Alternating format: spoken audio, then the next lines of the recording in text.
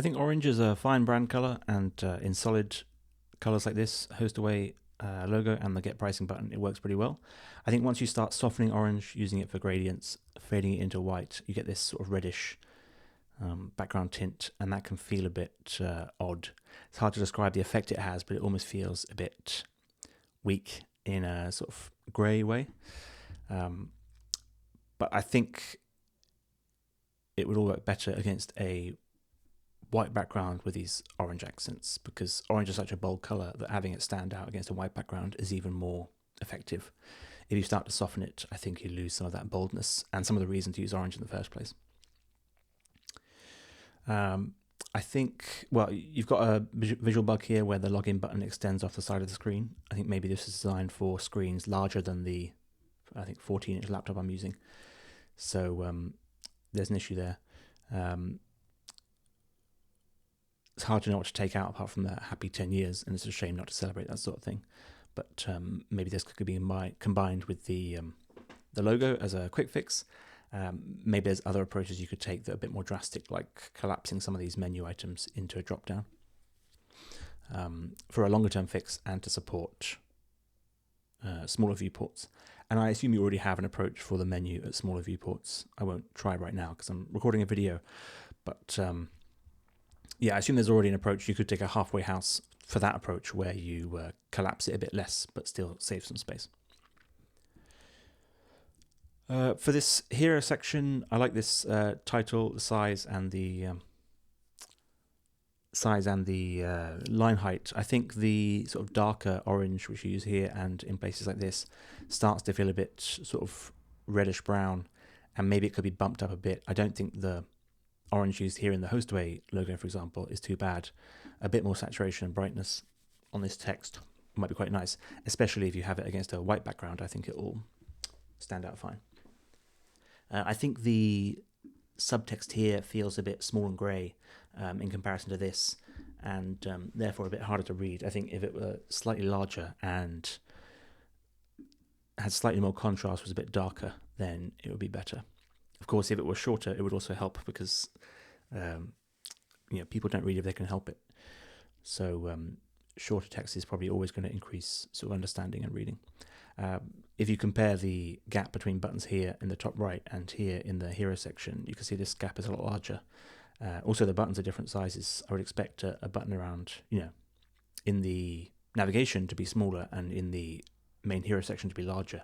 So this feels a bit backwards in terms of which is larger and which is smaller. But yeah, I'd reduce this gap, make these buttons a bit bigger.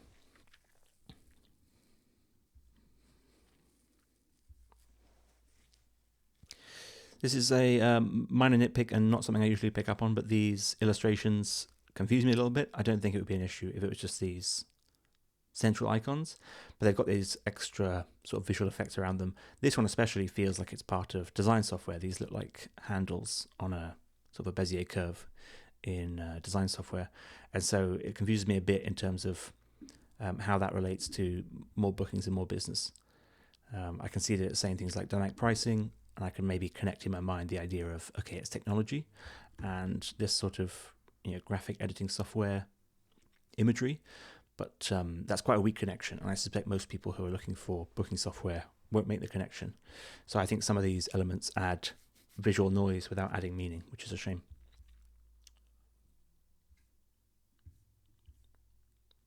I think the bottom of this section gets a bit too red in terms of it doesn't quite make it hard to read the text, but it is a bit distracting in terms of focusing on the foreground content.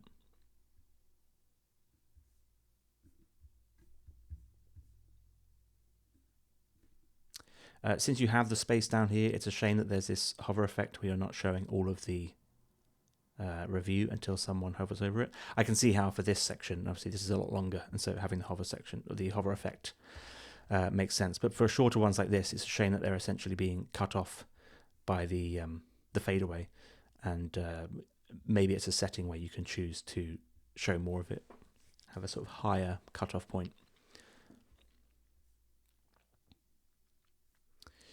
I think this blue is fine because it's ties in with the teal you're using. I've just noticed that this teal button has a orange hover state, which feels a bit strange.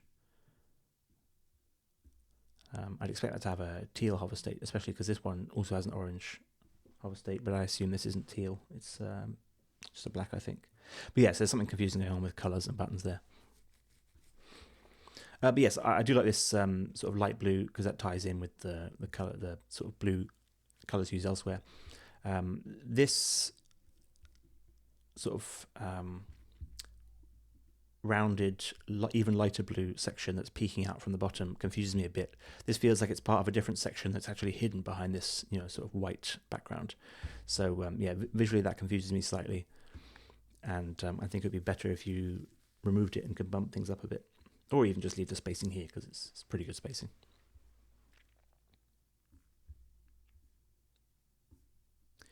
The gap between these two feels strange because all of these feel like they should be one group. You've got a smaller gap between the title section and this first row, and then a much larger gap in the second row, and then another, I think, smaller gap than this one. So this larger gap being here in the middle of all the content feels a bit odd because it feels like they're not related, when I assume these all are. And actually, it might be better to move these two rows closer together and then move them all a bit further away from the title, give them a bit more room to breathe.